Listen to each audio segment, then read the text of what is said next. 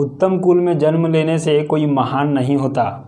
उत्तम कुल में जन्म लेने से कोई महान नहीं होता। लाख करोड़ों की कमाई करने से कोई धनवान नहीं होता। आज के युवाओं को ज़रूरत है अपनी सभ्यता संस्कृति का। आज के युवाओं को ज़रूरत है अपनी भाषा सभ्यता और संस्कृति का। सिर्फ कॉलेज की डिग्रियों से कोई विद्वान नहीं होता। सिर्फ कॉलेज की डिग्रियों से कोई विद्वान नहीं होता। नमस्कार, मैं आनंद वर्मा आप सभी का स्वागत करता हूं आपके अपने YouTube चैनल ज्ञान बाजार में। दोस्तों, आज हम बात करने वाले हैं इतिहास के बारे में, और इतिहास में ये हमारा चौथा वीडियो होने वाला है जो वैदिक सभ्यता के आधार पर आधारित है। दोस्तों, यहाँ से हम बात करेंगे कि वैदिक सभ्यता आखिर क्या था, कौन सी सभ्यता थी जिसे हम वैदिक सभ्यता कहते हैं, और ये वैदिक सभ्यता का कार्यकाल क्या था, और यहाँ से रिलेटेड सारे पॉइंट को हम बातचीत करने वाले हैं। मतलब कि ये वीडियो बहुत ही इंटरेस्टिंग होने वाला है। यहाँ से हम दोस्तों वैदिक साहित्य को मुख्य रूप से दो भागों में बांट करके पढ़ेंगे। एक हमारा होगा ऋग वैदिक काल और वहीं दूसरा होगा हमारा उत्तर वैदिक काल। वैदिक सभ्यता को हम 1500 से 600 ईसा पूर्व के काल को वैदिक सभ्यता कहते हैं। उस समय ही वैदिक सभ्यता का विकास हुआ था, 1500 से 600 ईसा पूर्व। और जब हम इसको दो भागों में बांट देते हैं, पहला हमारा ऋग वैदिक काल जिसका कालखंड हमारा होता है 1500 से 1000 ईसा पूर्व, और वहीं उत्तर वैदिक काल जिसका काल होता है हमारा 1000 से 600 ईसा पूर्व। हम ईसा पूर्व को बताए थे दोस्तों। ईसा पूर्व क्या होता है कि ईसा मसीह के जन्म के जितने साल हम आगे जाएंगे वो सारा क्या होगा, हमारा ईसा पूर्व हो जाएगा। जैसे जिस समय से जन्म हुआ था उसके पहले के जो भी काल हैं वो सारा ईसा पूर्व होगा। 10 साल पहले जाएंगे तो 10 ईसा पूर्व, 100 साल पहले जाएंगे तो 100 ईसा पूर्व। तो यहाँ पे हम बात किए 1500 ईसा पूर्व से स्टार्ट हुआ था वैदिक सभ्यता, और वो कब तक चला, तो ईसा मसीह के 600 वर्ष पूर्व तक। मतलब उसको क्या कहेंगे, 600 ईसा पूर्व कहेंगे। तो इसको हम दो भागों में बांट करके पढ़ेंगे, पहला ऋग वैदिक काल और दूसरा उत्तर वैदिक काल। और यहाँ से दोस्तों अभी इसको भी दोनों काल को हम 4 भागों में बांट करके पढ़ेंगे और जानेंगे कि यहाँ के लोग जो रहते थे उन लोगों में राजनीतिक स्थिति क्या था, उन लोगों में सामाजिक स्थिति क्या था, उन लोगों में आर्थिक स्थिति क्या था, और वहीं हम जानेंगे कि उन सभी लोगों में जो इस सभ्यता में रहते थे उन लोगों का धार्मिक स्थिति क्या था। तो हमारे साथ आप बने रहिए, आज हम पूरा फुल पैकेज आपको देने वाले हैं। तो चलिए दोस्तों, यहाँ से हम बात करते हैं सबसे पहले कि ये आर्य जो थे, आर्य द्वारा जो निर्मित किया गया सभ्यता है उसी को हम क्या कहते हैं, वैदिक सभ्यता, या फिर इसी को कहा जाता है ग्रामीण सभ्यता। कौन सा सभ्यता, तो जो आर्यों के द्वारा दिया गया सभ्यता था या फिर निर्माण किया गया जो सभ्यता था वही। अब आर्य कौन थे और कहाँ से आए थे, तो आर्य जो है ये हमारा पंजाब और फिर अफगानिस्तान से आए हुए थे, है ना। पंजाब और अफगानिस्तान से हमारे आए हुए थे आर्य लोग, और ये इसका निवास स्थान कहाँ था, तो मध्य एशिया में था। मध्य एशिया में ये आर्यों का निवास स्थान हुआ करता था। और उस समय ये जो निवास स्थान के बारे में कहे हैं वो हमारा मैक्स मुलर साहब हैं। मैक्स मुलर साहब ने कहे हैं कि जो आर्यों का निवास स्थान है वो मध्य एशिया है। और यहाँ पे बात करेंगे दोस्तों, आर्यों का जो भाषा है वो संस्कृत भाषा है, और इसका प्रशासनिक इकाई मुख्यतः 5 भागों में बटा हुआ था। पहला था इसका कुल, फिर एक ग्राम था, 20 जन, और फिर राष्ट्र का निर्माण होता था। यहाँ से देखेंगे कुल जो होता था अपना परिवार का होता था, एक परिवार है उसको कुल कहा जाता था। वहीं पे देखेंगे कि बहुत सारे घरों को मिला करके एक ग्राम बनते थे, उसको ग्राम कहा जाता था, और बहुत ग्रामों को मिला करके 20 का निर्माण होता था। और वहीं पे उसके बाद जन बनता था, और जन के बाद पूरे राष्ट्र का निर्माण होता था। ये 5 भागों में यहाँ पे प्रशासनिक इकाई बटे हुए थे। यहीं पे हम बात करेंगे कुल जो होते थे, कुल का मुखिया जो होते थे उसे पिता कहा जाता था, है ना, जिसे कुलप भी कहा गया है। और कुल के मुखिया जो होते थे वो पिता होते थे, जिसे कुलप कहा जाता था। वहीं पे हम बात करेंगे ग्राम के मुखिया को ग्रामीणी के नाम से जाना जाता था, और 20 के प्रधान जो होते थे उसको विस्पति के नाम से जानते थे, और जन जो है उसका शासक राजा हुआ करते थे। ठीक है, तो इस तरह से हम यहाँ पे देखें इसका प्रशासनिक इकाई। अब यहाँ से हम देखते हैं कि यहाँ के जो राज्याधिकारी थे वो दो भागों में बटे हुए थे। पहला पुरोहित और दूसरा सेनानी। राज्याधिकारी मतलब यहाँ का जो अधिकार चलता था जिस आधार पर वो थे पुरोहित और दूसरा सेनानी। यहीं पे हम बात करेंगे पुरोहित को दो भागों में बांट करके पढ़ेंगे। पहला जो होगा रूढ़िवादी पुरोहित और दूसरा जो होगा वो होगा उदार पुरोहित। रूढ़िवादी पुरोहित के तहत वशिष्ठ को रखा गया है और वहीं पे उदार पुरोहित के तहत विश्वामित्र को रखा गया है। तो यहाँ से ये चीज़ आपका क्लियर हो गया होगा। अब यहीं पे हम बात करते हैं दोस्तों कि जो सूत, रथकार और कंबादी नामक अधिकारी हुआ करते थे उसे रत्नी कहा जाता था। और रत्नी में कुल 12 सदस्य थे। राजा को यदि शामिल कर दिया जाए तो वो कुल 12 सदस्य थे जिसको इकट्ठे रूप से हम रत्नी कहते थे। अब यहाँ पे बात करते कि पूरब जो थे उसका काम था कि दुर्गपति हुआ करते थे। दुर्गों का रक्षा करने का काम पूरब का था। यहीं पे अस्पष्ट जो थे ये जनता की गतिविधि को देखने का काम करते थे। और बाजपति जो थे ये गोचर भूमि की रक्षा करते थे। गोचर भूमि मतलब वो भूमि जहाँ पे पशु चरा करते थे, पशु का भोजन जहाँ पे होता था घास वगैरह, उसको हम क्या कहेंगे? गोचर। ठीक है। और इनका जो रक्षा करने वाले थे वो उसको बाजपति कहते थे। और यहीं पे उग्र की बात करें तो ये क्या है? अपराधियों को पकड़ने का काम करते थे। जो भी समाज में अपराधी थे, अपराध करने वाले, उनको पकड़ने का काम उग्र का था। लेकिन यहाँ पे एक चीज़ और है कि ऋग वैदिक काल में कोई भी आपराधिक न्यायाधिकारी का कोई वर्णन नहीं है। मतलब यहाँ पे न्याय देने का काम नहीं हुआ करता था, उसे कुछ दंड नहीं दिया जाता था, है ना। यहाँ से अब बात करते हैं कि ऐत्रेय ब्राह्मण में सबसे पहले राजतंत्र की उत्पत्ति हुई है।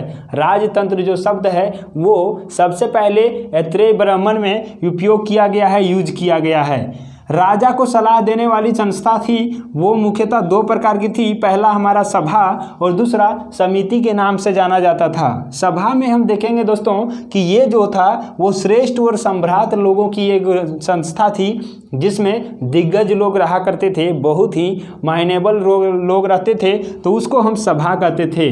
और सभा से ही क्या था, ये राजा को आदेश देने और राजा को कुछ उपाय बताने के काम कौन करते थे? ये सभा के लोग ही करते थे। वहीं हम बात करते हैं समिति के बारे में, तो समिति सामान्य जनता का प्रतिनिधित्व करने वाले होते थे। जो भी सामान्य जनता है, जो भी नागरिक थे, प्रजा थे, उनको प्रतिनिधित्व करने वाले के लिए समिति का गठन किया गया था। और इसके जो प्रधान थे, समिति का प्रधान, उसे ईशान कहते थे। इंसान नहीं है ये, है ना, ईशान कहा जाता था। और यहीं पे बात करेंगे कि युद्ध में कबीला का नेतृत्व करने वाला कौन थे? वो राजा ही थे। और ये राजा का पद वंशानुगत नहीं था। उस समय राजा का जो पद था वो एक सेनापति का, मात्र सेना का रूप का ही था, फौजी के रूप का था, राजा के जैसा नहीं था, लेकिन उसे राजा कहा जाता था। और उसी का जो काम था वो क्या था? कबीला का नेतृत्व करना। ये पद वंशानुगत नहीं था। अब हम बात करते हैं कि उस राजा का तो निर्वाह कैसे हुआ करता था जब उसका पद भी नहीं था। ठीक है, तो उसका निर्वाह जो था वो कबीले के लोगों के द्वारा दिया गया जो वस्तु था उसके आधार पर वो अपना जीवन यापन करते थे, निर्वाह करते थे। यहीं पे हम बात करेंगे कि प्रशासनिक संस्था, सैन्य तंत्र का जो विकास यहाँ पे नहीं हुआ था। ऋग वैदिक काल में जो भी प्रशासनिक संस्था थी या फिर सैन्य संस्था थी उसमें कोई विकास नहीं देखने को मिलता है। और दशराग युद्ध, यहाँ पे जो युद्ध हुआ करते थे ये युद्ध मुख्यतः गायों के लिए हुआ करती थी, क्योंकि यहाँ के जितने भी लोग थे वो पशु पर निर्भर थे और कृषि पर निर्भर थे। तो यहाँ के लोग जो थे वो पशुओं के लिए अर्थात गायों के लिए लड़ाई किया करते थे। और इसी के लिए गविष्ट शब्द का प्रयोग किया गया है जिसका अर्थ होता है गायों की खोज करना। मान लीजिए किसी की गाय कोई चुरा करके ले गया तो भाई साहब वो क्या है, खोजने के लिए जाते थे। अब खोजने गए तो पता चला कि दूसरा कोई लेके गया है और उसके यहाँ जा करके पूरा युद्ध कर दिए, लड़ाई हो गया। तो उसी के लिए जो है अधिकतर युद्ध हुआ करते थे गायों के लिए, क्योंकि ये लोग पशुपालक थे, पशु को पालते थे, तो इसी आधार पर युद्ध होता था। और इसमें से सबसे प्रमुख युद्ध दशराग युद्ध के नाम से जाना जाता है, जिसमें एक तरफ एक व्यक्ति होते हैं और दूसरे तरफ 10 राजा होते हैं। ये जो युद्ध था दशराग युद्ध, ये सूदास और 10 राजा के बीच था। फिर भी यहाँ पे देखेंगे दोस्तों ये अकेले व्यक्ति था, लेकिन इधर 10 व्यक्ति था। और अंततोगत्वा जाकर के विजय जो होता है वो सूदास का होता है, जो एक व्यक्ति होते हैं। और ये लड़ाई पुरुषनी नदी अर्थात रावी नदी के तट पर लड़ा गया था। तो प्रश्न यहाँ से भी बन जाते हैं कि 10 राय का युद्ध किस नदी के तट पर हुआ था, तो पुरुषनी या फिर रावी नदी के तट पर होता है। तो यहाँ से ये सारा चीज़ क्लियर हो गया। अब हम बात करते हैं दोस्तों कि ऋग वैदिक काल में समाज 4 वर्णों में बटा हुआ था। उसमें से था, पहला था ब्राह्मण, क्षत्रिय, वैश्य और शूद्र। ये 4 भागों में बटा हुआ था। और वहाँ पे हम बात करेंगे कि ये चारों वर्ण में जो बटे हुए थे, ये कहा गया है कि ब्राह्मण जो थे परम पुरुष के मुख से जन्म लिए थे, वहीं पे क्षत्रिय परम पुरुष के भुजाओं से जन्म लिए थे, और वैश्य उनके जंघाओं से जन्म लिए थे, और वहीं पे देखेंगे जो शूद्र थे वो उनके पैरों से जन्म लिए थे। तो यहाँ से ये चारों प्रश्न कभी कभी पूछ दिया जाता है घुमा फिरा करके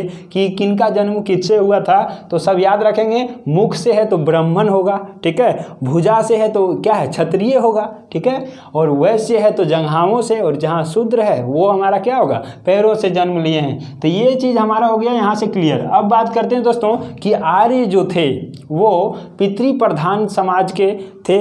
मतलब क्या है कि उस समय के लोग पितृ प्रधान थे, मतलब पिता वहाँ के प्रधान हुआ करते थे। वहीं पे बात करेंगे कि समाज की सबसे छोटी जो इकाई थी वो कुल थी। जैसा कि हमने यहाँ पे बताया कि ये 5 प्रशासनिक इकाई थी, जिसमें कुल था फिर ग्राम था, है ना। तो यहाँ पे देखेंगे सबसे छोटी इकाई कुल हुआ करता था, और कुल के प्रधान पिता हुआ करते थे, और पिता को जो है, पिता को ही कुलप कहा गया है, जैसा कि हम पहले भी बताए, है ना। ये कुल और कुल के मुखिया पिता होते थे, और पिता को कुलप भी कहा जाता था।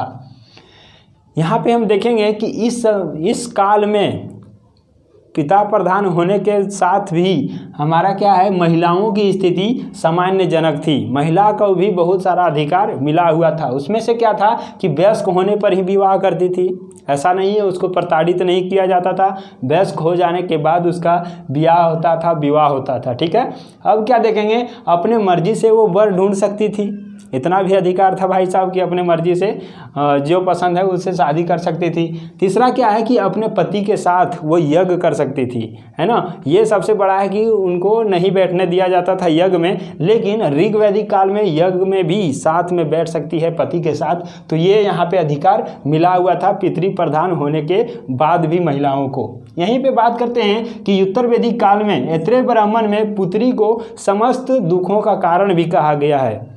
ऋग वैदिक काल में तो सब अधिकार दिया गया था, लेकिन वहीं पे उत्तर वैदिक काल में ऐत्रेय ब्राह्मण में इसका चर्चा किया हुआ है कि जो पुत्री होती है वो समस्त दुखों का कारण होता है। लेकिन भाई साहब ऐसा कुछ नहीं है, है ना, लेकिन ये कहा गया है उसमें।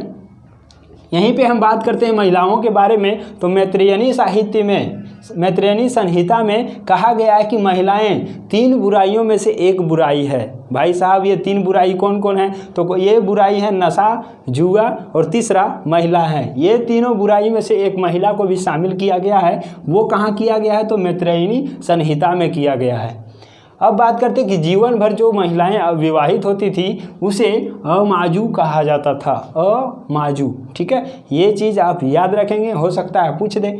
और आर्य के जो मुख्य पेय पदार्थ थे वो सोम रस हुआ करता था, जो वनस्पति के रसों से बनाया जाता था। तो पेय पदार्थ के बारे में जब भी पूछा जाए तो आप सोम रस टिक करेंगे।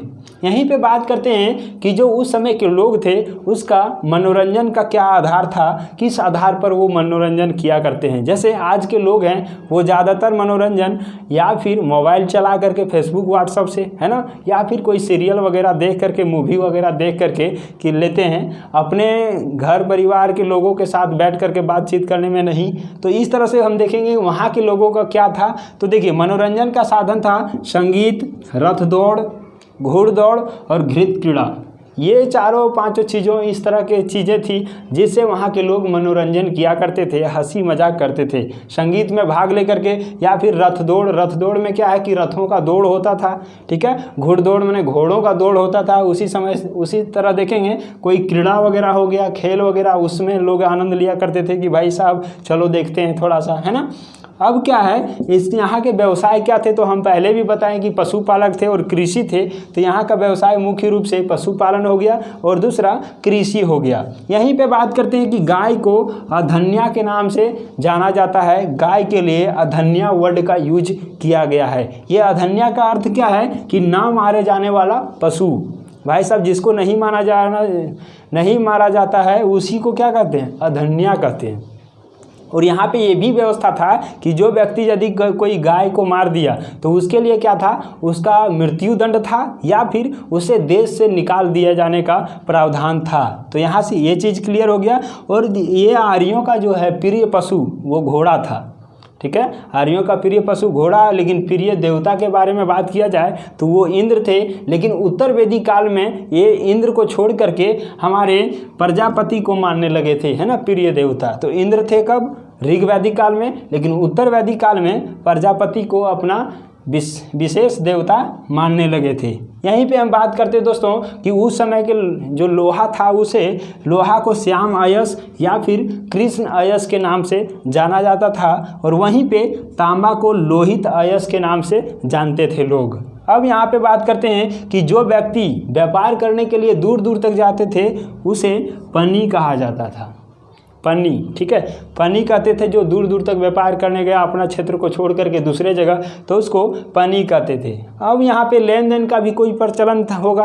और लेन देन में क्या था कि वस्तु विनिमय का ही प्रणाली प्रचलित था। वस्तु विनिमय प्रणाली आप जानते होंगे कि वैसा प्रणाली जिसमें वस्तु को दे करके वस्तु ही लिया जाता था उसे हम वस्तु विनिमय प्रणाली कहते हैं। और वही प्रचलन ऋग वैदिक काल में था। और वहीं पे ऋण देने वाले जो थे व्यक्ति और ऋण देकर के लाभ लेने वाले व्यक्ति, मान लीजिए किसी के पास वस्तु भी नहीं है तो उस समय कोई ऋण उसको दिया करते थे और ऋण देकर के लाभ लेने वाले को बैकनोट कहते थे या फिर सूदखोर कहते थे। वो सूद लिया करते थे ना, तो इसीलिए इसको बैकनोट या फिर सूदखोर कहा जाता है। वहीं पे अब हम बात करते हैं कि मनुष्य और देवता के बीच में मध्यस्थ का जो संबंध स्थापित करते थे उसे अग्नि देवता कहा जाता था। जैसे मनुष्यों का और देवताओं का बीच में कड़ी का काम करते थे तो वो हमारा अग्नि देवता थे। मध्यस्थ का भूमिका निभाने वाले अग्नि देवता कहे जाते थे। और यहीं पे दोस्तों उत्तर वैदिक काल में राजा का जो अभिषेक होता था वो राजसू यज्ञ के द्वारा होता था। अभिषेक के समय राजसू यज्ञ कराया जाता था। यहीं पे वर्ण व्यवस्था को समाप्त कर दिया गया उत्तर वैदिक काल में। और हल जो था उसे सिरा कहा जाता था, है ना, हल को सिरा कहा जाता था। और हल रेखा, जो हल चलाने के बाद जो रेखा बनते थे उसे सीता कहा जाता है। तो ये कॉमन सा है, नहीं भी पूछा जाता है, कई बार पूछ भी सकता है, ठीक है। और यहाँ पे देखेंगे निष्क और शतमान मुद्रा का प्रचलन इस समय था। मुद्रा के बारे में निष्क और शतमान दो तरह के मुद्रा प्रचलन था। लेकिन दोस्तों यहाँ पे मुख्य रूप से ये याद रखना है कि इस मुद्रा का कोई आकृति नहीं था, इसका कोई मूल्य नहीं था और इसका कोई भार भी नहीं था। उसके बाद धीरे धीरे क्या हुआ, कोई मूल्य का मुद्रा प्रचलन में आया, उसका आकृति भी फिक्स किया गया और उसका भार भी निश्चित किया गया। लेकिन उस समय के मुद्रा में कोई आकृति, कोई भार और कोई उसका मूल्य नहीं था। तो इस तरह से हमने यहाँ पे देखा कि इतना सारा कुछ ये शामिल था वो ऋग वैदिक और उत्तर वैदिक काल में। यहीं पे हम बात करते हैं कि सरस्वती जो है उस समय के सबसे पवित्र नदी हुआ करते थे और महत्वपूर्ण नदी की श्रेणी में सरस्वती नदी को शामिल किया गया था। और दोस्तों गंगा जो है, गंगा नदी का उपयोग मात्र एक बार किया गया है और वहीं सिंधु नदी का उपयोग बार बार किया गया है। मतलब उस समय सिंधु नदी का बहुत ज़्यादा महत्व था, ठीक है। तो सिंधु नदी का जो है सर्वाधिक बार उपयोग किया जाने वाला नाम सिंधु नदी था, क्योंकि इस नदी के किनारे अधिकतर लोग बसे हुए थे, इसीलिए इसका उपयोग सबसे ज़्यादा किया गया है। तो इस आधार पर हमने यहाँ पे सारा कुछ देख लिया। और भी महत्वपूर्ण तथ्य हम देखते हैं इसमें कुछ जो उत्तर वैदिक काल में अपनाए गए थे। चलिए दोस्तों, अब यहीं से हम बात करते हैं कि मुंडकोपनिषद से सत्यमेव जयते शब्द को लिया गया है और मुंडकोपनिषद में ही यज्ञ की तुलना टूटी हुई नाव से किया गया है। जो यज्ञ होता है उसकी तुलना टूटी हुई नाव से किया गया है। तो ये चीज़ आपको याद रखना है। यहीं पे हम बात करते हैं कि गायत्री मंत्र जो सावित्री नामक देवता को समर्पित है उससे संबंधित है। इस जो गायत्री मंत्र है इसका भी संबंध ऋग्वेद से ही है। तो आप ये भी याद रखेंगे कि गायत्री मंत्र जो ओम भूर्भुवः स्वहा है और इसका भी संबंध कहाँ है, तो गायत्री मंत्र से ही है। लोगों को आर्य बनाने के लिए विश्वामित्र ने गायत्री मंत्र दिए थे। तो ये भी याद रखना है कि जितने भी लोग थे उनका मानना था विश्वामित्र का कि जो भी लोग हैं उनको आर्य बनाया जाए, और उसी को लेकर के गायत्री मंत्र को इन्होंने दिए थे। और इनका चर्चा कहाँ है गायत्री मंत्र का, तो ऋग्वेद में ही है, और ये ऋग्वेद से संबंधित है। वहीं बात करते हैं कि उत्तर वैदिक काल में पहली बार जो है ईंट का प्रमाण मिला था, जो पकी हुई ईंट था, और इसका प्रमाण कौशाम्बी नगर से मिला हुआ था। तो कौशाम्बी से पकी हुई ईंट का प्रमाण जो उत्तर वैदिक काल मतलब 1000 से 600 ईसा पूर्व के काल में ही मिला हुआ था। अब बात करते हैं दोस्तों कि महाकाव्य, जो 2 महाकाव्य हैं उनमें से एक है महाभारत और दूसरा रामायण है। और महाभारत को ही जय संहिता कहा जाता है, जो विश्व का सबसे बड़ा महाकाव्य है। महाकाव्यों में 2 महाकाव्य हमारे भारत में है, महाभारत और रामायण, जिसमें से महाभारत को हमने देखा कि जय संहिता के नाम से जाना जाता है, और ये विश्व का सबसे बड़ा महाकाव्य है। तो ये भी आपको याद रखने हैं। यहीं पे हम बात करते हैं कि वेदांत दर्शन के मौलिक ग्रंथ जो हैं ब्रह्मण सूत्र या फिर वेदांत सूत्र, और ये क्या है, ये इसकी रचना जो है ये किए थे बदरायन ने किए थे। ठीक है, इनकी रचना के बारे में याद रखना है कि बदरायन ने ही किनका रचना किए थे, तो ब्रह्मण सूत्र और वेदांत सूत्र की रचना बदरायन ने ही किए थे। तो इस आधार पर हम आज वैदिक सभ्यता के सारे तथ्यों को पढ़ लिए हैं, और इन्हीं सारे चीज़ों से ही हमारा जो भी एग्ज़ाम होता है उन सारे एग्ज़ामों में अलग अलग तरह के घुमा फिरा करके क्वेश्चन डाले जाते हैं, जिसमें आप सभी को कन्फ्यूजन होता है, हम सभी को कन्फ्यूजन हो जाता है, लगता है कि कौन सा सही होगा। लेकिन दोस्तों इस आधार पर, इन सारे चीज़ों के आधार पर आपको कॉन्फिडेंस डेवलप हो गया होगा, और आप यदि ऑब्जेक्टिव क्वेश्चन बनाएंगे तो आपको बहुत ही अच्छा लगेगा और अधिकतर क्वेश्चन को आप सही कर पाएंगे। तो हम आपको यही कहेंगे कि ये पढ़ने के बाद आप कोई भी ऑब्जेक्टिव क्वेश्चन उठाएं और वहाँ से वैदिक सभ्यता से रिलेटेड जितने भी प्रश्न बनते हैं उसको आप टिक कर लें। एक बार आप बना लेंगे तो आपके अंदर और भी कॉन्फिडेंस बढ़ जाएगा, और उससे रिलेटेड जो भी एग्जाम में क्वेश्चन आएंगे तो उसको आप आसानी से टिक आउट कर पाएंगे। तो इस आधार से हमको लगता है कि ये वीडियो आपको बहुत ही अच्छा लगा होगा, और यदि अच्छा लगा है दोस्तों तो लाइक कर दीजिएगा और बेल आइकन को दबा दीजिएगा सब्सक्राइब करके, और हाँ दोस्तों को साथ शेयर भी कर दीजिएगा। हम मिलते हैं आपसे अगले वीडियो में नए अंदाज, नए उम्मीद के साथ। तब तक के लिए जय हिंद, वंदे मातरम।